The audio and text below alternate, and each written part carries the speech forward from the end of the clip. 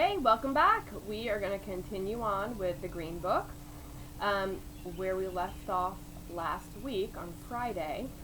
We had just finished chapter 5, and the people of Shine, were introduced to the Moth People.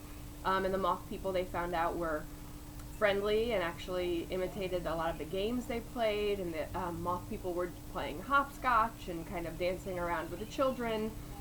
So we found out they were more peaceful sort of creatures, despite their, I would say, frightening appearance.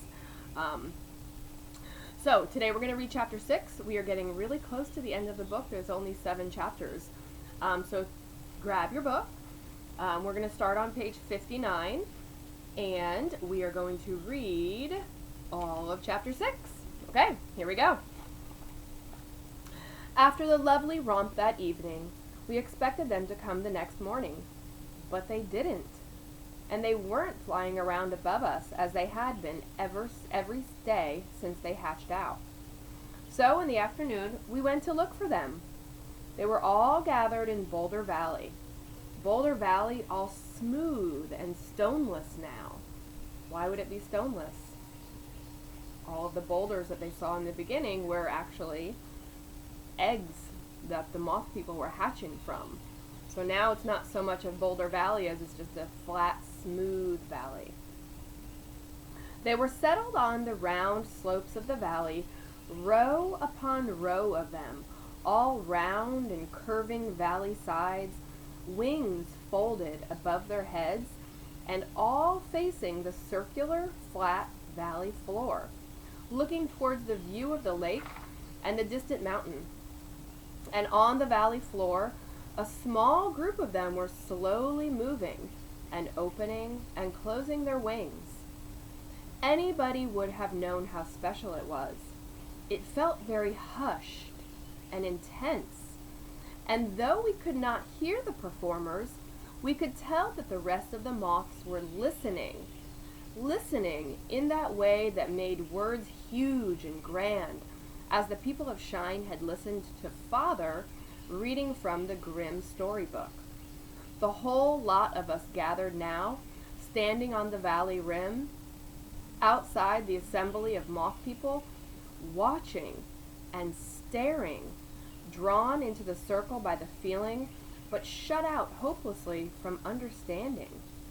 There seemed to be a play going on, speeches, and then slow, solemn dances, so slow and somewhat looking sad dances, little bursts of flight, little ringing movements, and amazing, spectacular movements of dozens of wings. A drama, said the guide, bemused. A mystery play, said Father. And we settled to watch, sitting on the rough hillside and staring. It seemed to Patty that it had all went on a very long time. She didn't want to leave, go home, play instead, but it made her feel terribly lonely, not to understand at all. At last, when the afternoon was halfway over, the players, the dancers on the stage, suddenly rose in flight in a great spiraling column of wings that mounted and mounted, blazing red and silver in the sun, and the moth audience began to join in, rushing forward down the hillside onto the stage, and then mounting in flight with the others, so that the column of wheeling wings soared higher and higher and seemed to reach a vanishing point in the bright sky. Like a great kite with a long, long tail flying upward. And when the leaders had finally flown high enough to draw the very last followers off the ground, the column leveled out and flew away across the lake toward the mountain. So there's this big, I imagine it looking like a hurricane of Moth People, or a tornado where they're all spiraling and going up, and then they all just kind of fly out. And it says it levels out, and they flew across the lake towards the mountain. So they're all leaving. Behind them in Boulder Valley, they left silence, for their drama had been soundless, and the great rapt fluttering crowd of them had made no noise. The living hush of their play and the dead silence of the empty valley were quite different. Somewhere over the lake, the cloud of moths broke line and flew onward in a random scattering. Malcolm, watching them through the only pair of field glasses, said, "They're in pairs now. That must have been a mating dance." We all stood for a little while, feeling lost and disappointed, just as it had felt when suddenly there were missing pages in the Grimm story. So if you remember, think back to earlier in the book, they had borrowed some books from other people from Shine, and one person had they called it the Grimm story, and that might have had The Fisherman and His Wife, because that's by the brothers Grimm. Anyways, if you remember, they talked about the disappointment when they were reading the book, and then all of a sudden it was like, oh, it's missing pages. What are we going to do? We can't finish it now. So that feeling of frustration and feeling confused. So that's kind of how they're feeling now. It says that just as they had felt suddenly when there was missing pages in the Grimm story. So that's kind of how they are now. They're lost, confused, disappointed, because the moth people are gone. They've left, and what's happening? And we all went home and ate, although it wasn't really hunger that was making us feel empty. The moth people were gone the rest of that day, and all night. We missed their shadows flitting between the huts, the scudding shadows cast across the fire shine and lamp shine between neighbors. And the next day, too, they were gone. The grown-ups found themselves things to do, but everyone was restless, and children suddenly found their games boring, with no moth friends to join in. And then, towards evening, they began to come back, or some of them did. Fewer than half as many. They came straggling, flying low over the still water, and as though they were sick or exhausted or heavily laden, so they're just like, something's wrong. They sense something is wrong. We could see they were struggling, that their bodies were swollen and heavy, and some of them could not keep aloft, which means they couldn't keep themselves in the sky flying. They couldn't stay in the air flying. But instead, they touched the water, first just with their wing tips, and then, as they struggled and failed to fly higher, with wet wings, they stuck to the lake surface, trapped and helpless. We could only help some, only those that fell into the water just near the edge. The grown-ups waded in and pulled them onto the shore, but many of them died, floating and sinking far out. Those we had saved dragged themselves, crawling along the land towards Boulder Valley. The lucky ones who were still airborne flew there. Not more than a quarter of them made it. So not more than a quarter of them. Patty and Jason hoped more would come home the next day. We left the survivors resting in the rapid dusk. But the next morning, when we went back, carrying tree candy, they were all dying. They had shed their wings, which lay stretched like colored cloths across the valley slopes, and they had laid eggs, lots of brown boulders, scattered like rocks on the hillside. They would not eat our candy, but lay curled up and quiet, looking very shrunken and ugly and small without their wings. Patty cried for them bitterly. "How long will it be before more of them hatch out?" she asked Father when he tried to comfort her. "I don't know, Patty," he said. "How can we tell?" as Peter said. "We don't know anything here, but I think it will be a long time, a very long time." Why, Father? asked Sarah.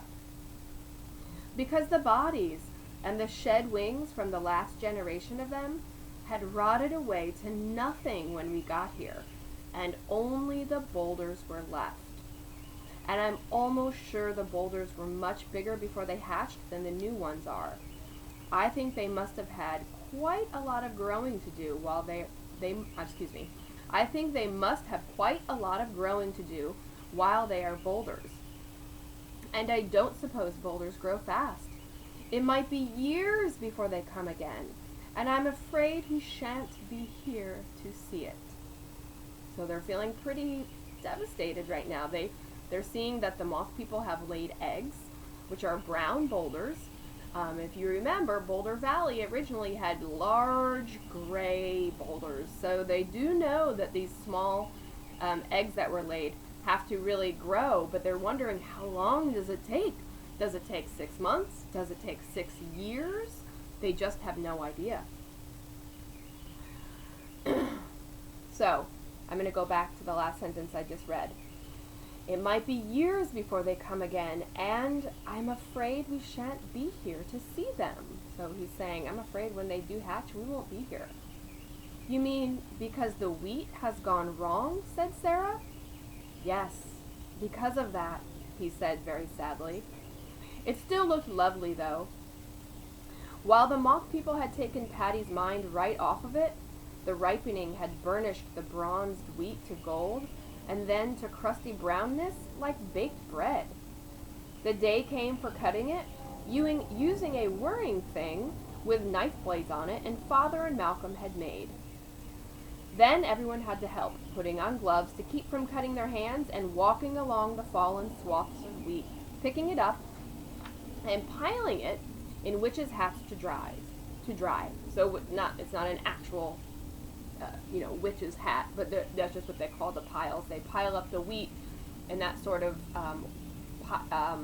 in a pile that looks like a witch's hat, because that's just a way to help it dry quicker and more efficiently. The first day we were cutting it, Malcolm took an armful of the stalks and laid them on the ground and beat them until the husks fell off the grains. Then he shook the grain into a sieve to get rid of the chaff and got a pile of hexagonal yellow beads shining like golden glass. Okay, so they're harvesting their wheat, and their little hexagons and their yellow beads, and so they're going to right now find out if they can successfully use this. People came down from working in the field and looked at it and shook their heads. They went inside their houses, and all of the doors were shut, and the silence was like the silence left behind when the moth people flew away. In our hut, Father sat with his head in his hands and the little blue bottle of last resort pills in front of him. But Sarah said, I'm going to try. I'm going to try. I'm going to try. And she stole a handful of the glass beads, rubbed them between 2 stones, and they fell easily into a dry white powder that smelled good. That's a good sign. She sent Patty for a ladle of lake water and mixed a dough and rolled it out thin and made a pancake and cooked it on the fire. Then, when it looked done, she broke it into 4 pieces and gave one to Patty, one to Joe, and bit one herself, leaving Father's share in the pan. Oh, it tasted good! We ate it in 3 bites. Then Sarah took the last piece to Father. No, Sarah, pet, he said. No, it can't be eaten. It's like ground glass. It will be like poison to us. It will kill us in terrible agony if we eat it. We have eaten it, all 3, Father, said Sarah. I bet Father begins to panic. It tastes good, Patty said. Father went white with horror, shock. Oh, my dears, he said. Then he said, listen, if it begins to hurt you, I will give you these pills at once. These are the sleeping pills they had had on their 4-year journey to shine. But let's sit together for a bit now. We sat till Patty fell asleep, leaning over against Father. She half woke when he carried her to bed. Dimly, she saw that the guide was there, and Malcolm, taking away the last quarter of the pan-baked bread, and Jason's mother sitting beside Sarah. Patty fell fast asleep the moment Father laid her down in the bunk. "Does your tummy hurt, Patty?" he asked her, but she barely heard him ask, and she was too far asleep to tell him. And she woke in the morning feeling fine and hungry, to the best day on Shine so far.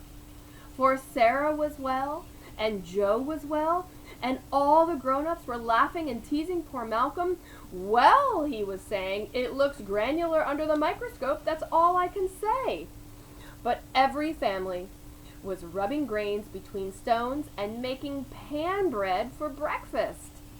"Well, Planet," said the guide, smiling at the mountain, "get used to us. We are here to stay, and now for Harvest Home."